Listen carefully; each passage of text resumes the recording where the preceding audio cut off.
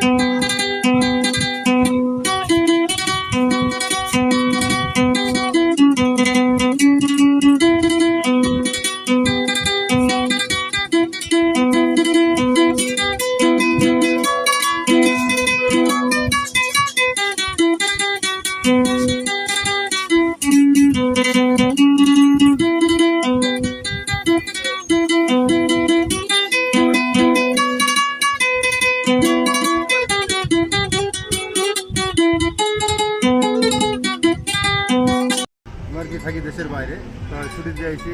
ছুটিতে আসার পরে আমার অনেক আগে থেকে আর কি জাল বাইতে অনেক শখ আর কি। আমার খুব ভালো লাগে।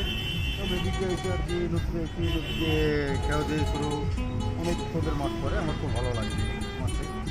জলের আবহাওয়াটা দেখি, আবার তুলে দেবো হয়তো আর আসি সপ্তাহখানিক আসি, আবার দেশের বাইরে দেবো, আবার কবে আসবো কিনা আসবো জানি না, কিন্তু এই জিনিসটা আমার একটা স্মৃতি হয়ে থাকে।